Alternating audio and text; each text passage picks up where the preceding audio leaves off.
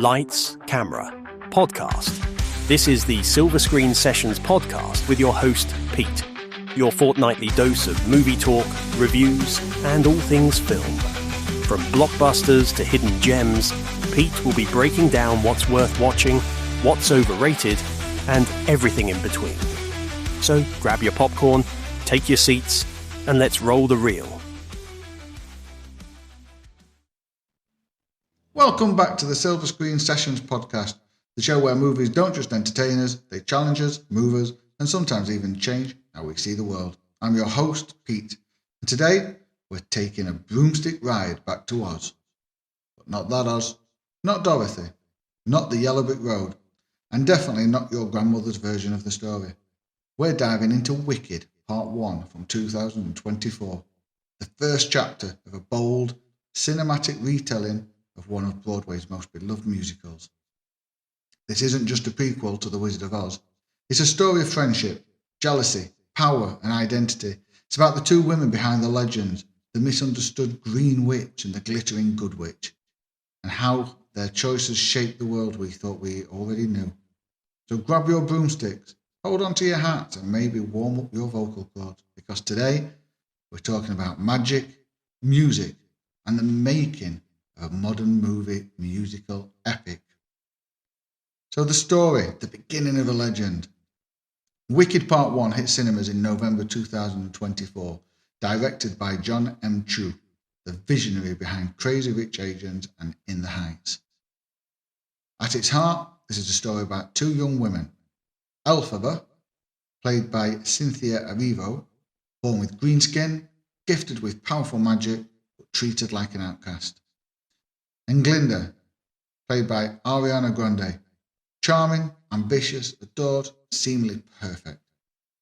The two met at Shiz University, an elite school in Oz where social hierarchies are everything. Elphaba is mocked and underestimated, Glinda is idolised, and yet they form a bond that defies expectation. But as the story unfolds, that friendship is tested by politics, prejudice, and the seductive pull of power. Elphaba wants to make the world better. Glinda wants to be loved by it. And when the powerful Wizard of Oz enters the picture, played with sly charisma by Jeff Goldblum, their paths diverge dramatically. It's a story of identity, corruption, and truth versus perception, told through soaring songs, sweeping visuals, and moments of genuine heartbreak. If you've never seen the stage version, Wicked is loosely based on Gregory Maguire's 1995 novel, itself a dark reimagining of L. Frank Baum's world. Where The Wizard of Oz gave us heroes and villains, Wicked asks, what if the Wicked Witch wasn't evil at all? Just misunderstood. That's the magic here. We see how history, rumour, and power can twist a person's story beyond recognition. Let's talk performances, because Wicked Part 1 lives or dies by its two leads. So, Cynthia Erivo as Elphaba. From the moment she steps on screen, Erivo commands attention. Her vocals, otherworldly. Her emotion, raw. You believe every ounce of frustration and fire in her performance. She brings not just power, but pain, turning Elphaba into a symbol of resilience. Many critics are already calling this Oscar-worthy, and honestly, it might be right. Ariana Grande as Glinda. Ariana had the toughest challenge, shedding her pop persona to play Glinda, a character who's part comedic relief, part moral mirror. She nails the comedy, nails the sparkle, but also shows depth, the insecurity beneath the glitter. The chemistry between her and Erivo is what drives the film. Friendship, rivalry, and heartbreak in equal measure. You also have supporting cast highlights. Jeff Goldblum as the Wizard, sly, charming, and quietly menacing. Michelle Yeoh as Madame Morrible, regal, cunning, and utterly captivating. And Jonathan Bailey as Pharaoh, the carefree prince who complicates everything. Each performance adds to a different note to the emotional symphony of the story. And while some critics argue that the ensemble occasionally overshadows subtlety, That's part of the film's DNA. Wicked has always been larger than life. It's Broadway spectacle brought to the big screen, but with modern nuance. You feel every eye roll, every laugh, every betrayal. And when those songs hit, popular, I'm Not That Girl, Defying Gravity, they just echo nostalgia. They feel redefined for a new generation. So behind the scenes, building us again. So now, behind every great fantasy film is a mountain of creative work, and Wicked Part 1 was no exception. Filming began in 2022 at the massive Sky Studios Eltrees complex in the UK, the same place used for Paddington and The Crown. The production faced major challenges, weather delays, an actor's strike, and the sheer scale of translating a stage phenomenon into a cinematic language. Jon M's approach was bold. Blend practical sets with restrained CGI. The result? A tangible world, one that feels both magical and lived in. The sets, towering classrooms, shimmering ballrooms, and vast green landscapes. The costumes, designed by Paul Tazewell, who also did Hamilton, blending Edwardian fashion with whimsical fantasy. The score, Stephen Schwartz returned to rework his original Broadway songs, ensuring every moment feels cinematic, but true to its roots. And yes, the flying scenes. Chu used a mix of wirework, drones, and IMAX scale environments to make Elphaba's ascent genuinely breathtaking. One critic said, when she takes off, you don't just see her fly, you feel her freedom. That's cinema. So the themes, friendship, power, perception. Beyond the magic and music, Wicked has always been about how we see each other.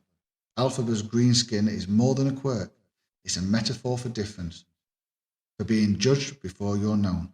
Her entire life, she's told she doesn't belong, and yet she refuses to shrink. She defies gravity, literally and metaphorically. Glinda, meanwhile, is a fascinating contrast. She's not cruel, but she's complicit. She wants to be good, but she also wants to be adored. Her journey is about realising that popularity and goodness aren't the same thing. And together, they reflect two sides of humanity, the desire to be accepted and the courage to stand apart. Then there's the political layer. The wizard manipulates fear to control the people, spreading lies about Elphaba to preserve his own power. Sound familiar? It should. The story feels surprisingly contemporary, about misinformation, image control, and how history writes heroes and villains. It's this combination, fantasy with relevance, that makes Wicked endure. Visual style and cinematic choices.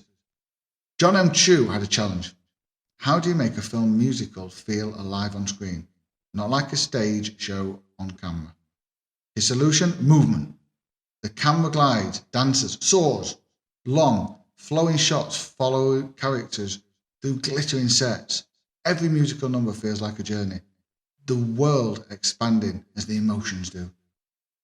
The colour palette is fascinating, less technical a dream and more storybook realism. Muted golds, emerald greens, dusky blues. It feels grounded, almost painterly. The visual tone tells you something. This isn't fantasy escapism. It's allegory dressed as a fairy tale. And the music. Absolutely stunning. Schwartz's orchestrations are fuller, more cinematic, with new arrangements that will make even long-time fans feel like they're hearing these songs for the first time. So the music that carries it all. Music is the beating heart of Wicked. From the buoyant charm of Popular to the aching vulnerability of I'm Not That Girl. Every song reveals a truth about what these characters are. But the crown jewel? Defying gravity. That moment where Elphaba decides to stop apologising for her power is one of the cinema's great musical sequences. The orchestration swells, Erivo's voice soars, and visually it's just jaw-dropping. Jon M films it like a superhero origin story. Part liberation, part tragedy. By the time she sings, And You Won't Bring Me Down, the audience is holding its breath. It's the kind of moment that makes you remember why musicals exist, when words aren't enough you sing. So the reception, critics, audiences, and what comes next. The reactions to Wicked Part 1 have been passionate, both glowing and mixed. Critics praise the visuals, performances, and emotional weight, calling it the rare blockbuster with a soul. But there's no pacing issues. It's nearly 3 hours and ends right when things are getting good. That's by design. This is Part 1. We're mid-story. The real test will be Part 2 in 2026. Audiences, though, they love it. Fan screenings have been electric. Younger viewers are discovering Wicked for the first time, while Broadway fans are rediscovering it in a new form. And that's the power of adaptation, bringing old magic to new generations. So, where do I land? Wicked Part 1 is bold, emotional, and visually spellbinding. It's not flawless. The pacing drifts in Act 2, and a few moments feel stretched. But it's hard to fault a film that aims this high. Cynthia Erivo gives one of the most commanding performances of the year. Ariana Grande surprises with depth, and the direction? Confident, stylish, and heartfelt. My rating? 9 out of 10. It's everything a modern musical should be. Emotional, cinematic, and unapologetically theatrical. And honestly, can't wait to see how the story concludes. So there you have it. Wicked Part 1. The flight begins.